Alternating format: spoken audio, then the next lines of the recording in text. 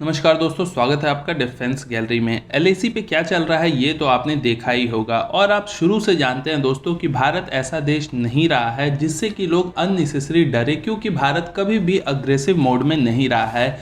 लेकिन ये नए भारत की नई तस्वीर है जिसमें कि आपको ऐसा देखने को मिल रहा है कि चाइना, जिसे लोग सुपर पावर कहते हैं और उनका जो ग्लोबल टाइम्स और बाकी के उनके मीडिया हाउसेस है वो बताते हैं कि भारतीय सेना कुछ है ही नहीं, वो कुछ कर ही नहीं सकते हैं, ऐसी जगह पे भी भारत का डर बरकरार है। और ये जान के आपको बहुत अच्छा लगेगा, ये डर पर्सनली मुझे तो बहुत अच्छा लगा। हुआ क्या है तो हुआ ये है दोस्तों, चीन के एक पूर्व सैन्य जनरल हैं जिनका नाम है वांग होंगवांग। अगर मैंने नाम गलत दिया हो तो मुझे नहीं पता, अब नाम ऐसा ही है कुछ। तो इन्होंने क्या कहा हुआ है, इन्होंने कहा है दोस्तों, चीन को आगाह करते हुए इन्होंने बताया है कि भारत ने पीएलए के ट्रूप से 2 से 3 गुना ट्रूप्स एलएसी पे तैनात किए हुए हैं और चीन को किसी भी सरप्राइज अटैक के लिए हमेशा तैयार रहना चाहिए। इसका क्या मतलब है, अगर इसको डिटेल में समझे तो साउथ चाइना मॉर्निंग पोस्ट, इसमें छपे हुए एक आर्टिकल में इनकी कही हुई कुछ बातों को लिखा गया है। इन्होंने बताया है कि भारत को एलएसी पे 50,000 ट्रूप्स की ही ज़रूरत होती है जनरली, और जब विंटर्स आते हैं तो उन 50,000 ट्रूप्स को भी कम कर लिया जाता है। लेकिन इस बार उन 50,000 ट्रूप्स के अलावा भारत ने 1 लाख और ज़्यादा ट्रूप्स को वहाँ पे एलएसी के पास तैनात कर दिया है। यानी कि इन टोटल इनके अकॉर्डिंग 1.5 लाख ट्रूप्स को भारत ने वहाँ पे तैनात कर दिया है। और इनका कहना ये है कि जो ज़्यादातर भारतीय सैनिक हैं वो जो चीन की सीमा है वहाँ से सिर्फ 50 किलोमीटर दूर है और उनकी दूरी इतनी कम है कि वो कुछ ही घंटों में बॉर्डर तक आ सकते हैं।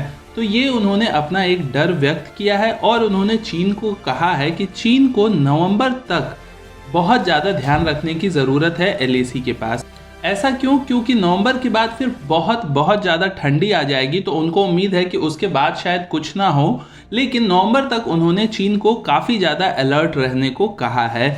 इसके अलावा उसी आर्टिकल में ये भी लिखा हुआ है, उन्होंने बताया है कि यूएस के जो प्रेसिडेंशियल इलेक्शन है वो होने वाले हैं, आपको पता है, नवंबर के आसपास। और भारत इस अपॉर्चुनिटी का फ़ायदा उठा सकता है क्योंकि ताइवान पे टेंशन चाइना के साथ यूएस और ताइवान दोनों के बने हुए हैं और भारत उसका फ़ायदा उठा सकता है। मेरे ख्याल से इनका कहने का मतलब ये है कि अगर भारत यूएस के इलेक्शन से पहले चाइना पे कोई अटैक करता है तो अमेरिका उसमें ज़रूर साथ देगा भारत का, क्योंकि अमेरिका में इलेक्शन आने वाले हैं। और अगर चाइना के ऊपर अमेरिका ने कोई अटैक किया या कोई वॉर हुई तो उसमें अमेरिका को, यानी कि डोनाल्ड ट्रंप को, उनको एक चुनावी मुद्दा मिल जाएगा और वो चुनाव जीत जाएंगे। और इसीलिए उन्होंने चाइना को अलर्ट किया है कि भारत अटैक कर सकता है जो इलेक्शन होने वाले हैं उसके आसपास तक के समय में। तो ये जो बेसिकली है, शायद इसीलिए उन्होंने नवंबर तक का समय दिया है। एक तो ठंड की वजह और दूसरा जो मेन है वो प्रेसिडेंशियल इलेक्शन ऑफ अमेरिका है, तो इसको लेके उन्होंने आगाह किया है।